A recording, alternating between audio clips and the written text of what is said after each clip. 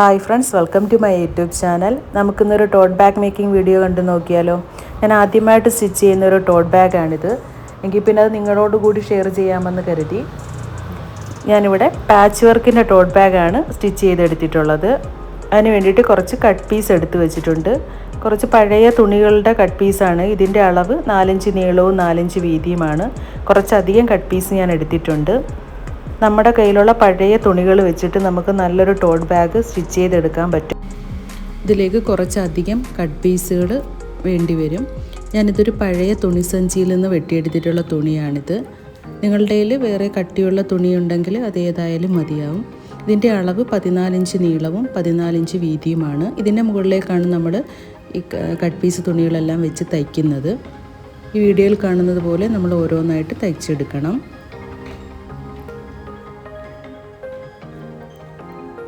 ഒരു പീസ് തുണി വെച്ച് തയ്ച്ചതിന് ശേഷം അതിൻ്റെ നല്ല വശത്തേക്ക് ഇനി രണ്ടാമത് വെക്കുന്ന തുണിയുടെ നല്ല വശം വെച്ച് വേണം തയ്ച്ചെടുക്കാൻ.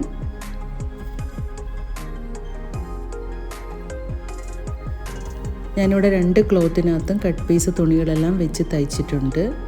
ഇനി ഇതിലേക്ക് അതേ അളവിനുള്ള 2 ലൈനിങ് പീസ് കൂടി എടുത്തിട്ടുണ്ട്.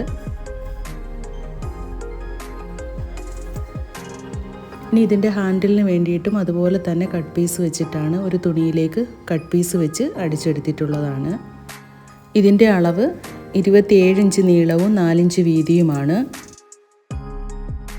ഇനി നമുക്കിതിലേക്ക് കോളറിനൊക്കെ വെക്കുന്ന ക്യാൻവാസ് അയൺ ചെയ്ത് വെച്ച് കൊടുക്കാം. ആ ക്യാൻവാസിൻ്റെ മിനുസമുള്ള ഭാഗം തുണിയുടെ അടിവശത്ത് വെച്ച് അയൺ ചെയ്തെടുത്താൽ മതി. ഞാനിവിടെ രണ്ട് ക്ലോത്തിൽ ഇതുപോലെ അയൺ ചെയ്തെടുത്തിട്ടുണ്ട്. ഞാനിവിടെ ഹാൻഡിലിന് ക്യാൻവാസ് വെച്ച് കൊടുക്കുന്നില്ല.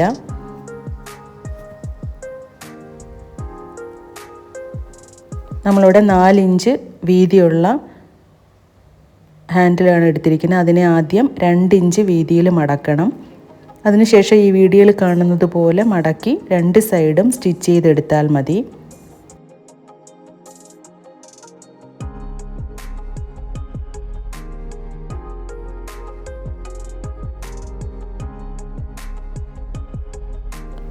തുണിയുടെ കോർണർ സൈഡിലായിട്ട് ഇതുപോലെ 2 ഇഞ്ച് നീളവും 2 ഇഞ്ച് വീതിയും അടയാളപ്പെടുത്തി കൊടുക്കാം. ലൈനിങ്ങിലും നിങ്ങൾ ഇതുപോലെ തന്നെ ചെയ്യണം.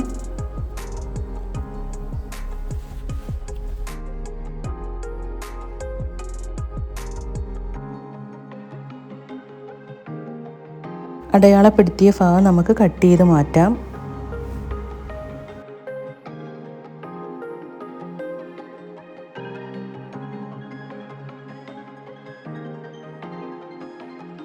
ഇനി നമുക്കിതിലേക്ക് ഹാൻഡിൽ വെച്ച് പിടിപ്പിക്കാം. അതിന് വേണ്ടിയിട്ട് തുണി 2ആയിട്ട് മടക്കി അതിൻ്റെ സെൻറ്റർ മാർക്ക് ചെയ്തെടുക്കാം.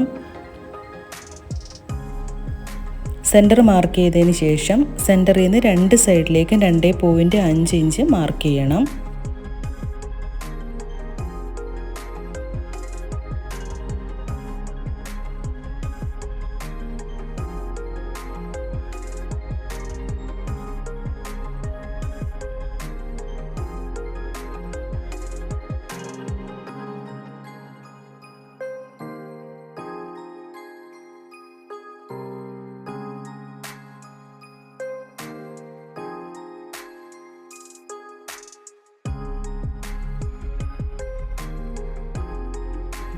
ഇനി ഇതിലേക്ക് വീഡിയോയിൽ കാണുന്നത് കണക്ക് തന്നെ ഹാൻഡിൽ വെച്ച് തയ്ച്ചു കൊടുക്കാം.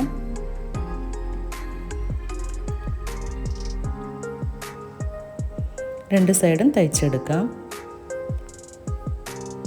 2 വശവും ഇതുപോലെ തന്നെ തയ്ച്ചെടുക്കണം.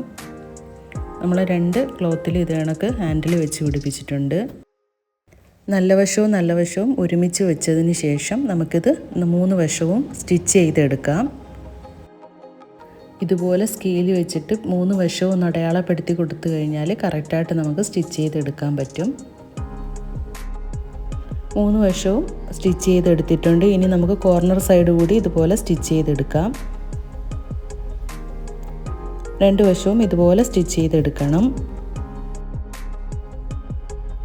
ലൈനിങ് പീസ് നിങ്ങൾ ഇതുപോലെ തന്നെ സ്റ്റിച്ച് ചെയ്തെടുത്ത് മാറ്റി വയ്ക്കണം. എല്ലാം കൂടി കാണിക്കുമ്പോൾ വീഡിയോ ഒരുപാട് ലെങ്തി ആയി പോകും. ഞാനിവിടെ മെയിൻ ക്ലോത്തും ലൈനിങ് ക്ലോത്തും സ്റ്റിച്ച് ചെയ്തെടുത്ത് വെച്ചിട്ടുണ്ട്. ഇനി നമുക്ക് സിബ് കൂടി വെക്കാനുള്ള ക്ലോത്ത് കൂടി സ്റ്റിച്ച് ചെയ്തെടുക്കണം.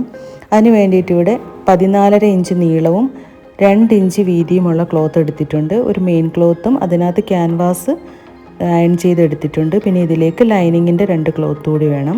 മൊത്തം 4 പീസ് തുണി വേണം. നല്ല ക്ലോത്തിൻ്റെ മുകളിലേക്ക് ലൈനിങ് പീസ് വെച്ച് വീഡിയോയിൽ കാണുന്ന കണക്ക് സ്റ്റിച്ച് ചെയ്തെടുക്കണം.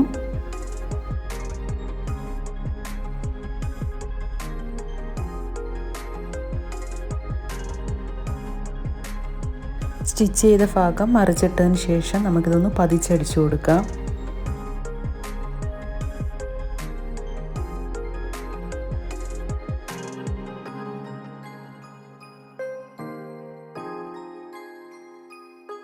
രണ്ട് ക്ലോത്ത് ഇതുപോലെ സ്റ്റിച്ച് ചെയ്തെടുത്തിട്ടുണ്ട്. ഞാനിവിടെ സിബ്ബ് സാധാ ചുരിദാറിനൊക്കെ വെക്കുന്ന സിബ്ബാണ് എടുത്തിട്ടുള്ളത്. ബാഗിനൊക്കെ വെക്കുന്ന സിബ്ബ് നമുക്ക് കടയിൽ വാങ്ങിക്കാൻ കിട്ടും. അതായിരിക്കും കുറച്ചുകൂടി നല്ലത്. സിബിൻ്റെ നല്ല വശത്തേക്ക് 2 തുണികളും വെച്ച് നമുക്ക് ഇതുപോലെ തയ്ച്ചെടുക്കാം.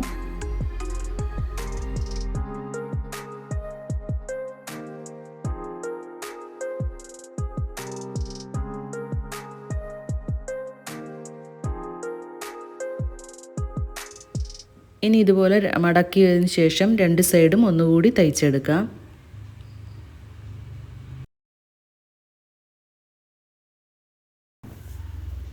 ഇപ്പുറത്തെ സൈഡിലെ സിബ് കുറച്ച് അകത്തോട്ട് നീക്കി വെച്ചതിന് ശേഷം ഈ സൈഡ് തയ്ച്ചെടുക്കാം.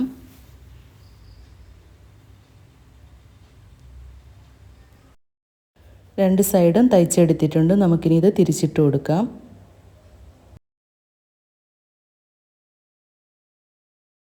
നമ്മൾ ഈ തയ്ച്ചെടുത്ത സിബ് വീഡിയോയിൽ കാണുന്നത് പോലെ ബാഗിനുള്ളിലേക്ക് വെച്ച് കൊടുത്തിട്ട് തയ്ച്ചെടുക്കാം.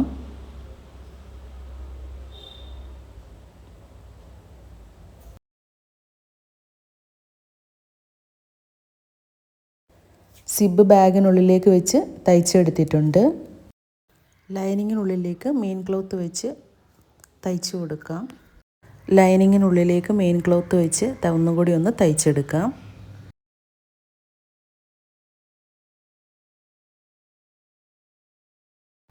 ലൈനിങ്ങും അതുപോലെ തന്നെ തയ്ച്ചെടുത്തിട്ടുണ്ട്. ഇനി ഇത് മറിച്ചിട്ട് കൊടുക്കാം.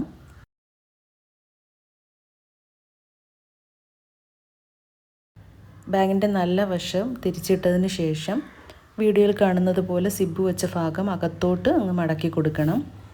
എല്ലാ വശവും അകത്തോട്ട് മടക്കിയതിന് ശേഷം മുകളിലായിട്ട് ഇതുപോലെ ഒരു സ്റ്റിച്ച് ചെയ്ത് കൊടുക്കണം. നമ്മുടെ ബാഗ് റെഡി ആയിട്ടുണ്ട്. നിങ്ങൾക്ക് ഈ വീഡിയോ ഇഷ്ടമായെങ്കിൽ ലൈക്ക് ചെയ്യാനും ഷെയർ ചെയ്യാനും കമൻറ്റ് ചെയ്യാനും മറക്കരുത്. അതുപോലെ തന്നെ നിങ്ങൾക്ക് ഇതുപോലുള്ള വീഡിയോകൾ ഇഷ്ടമാണെങ്കിൽ ഈ ചാനൽ ഒന്ന് സബ്സ്ക്രൈബ് ചെയ്യണം. താങ്ക്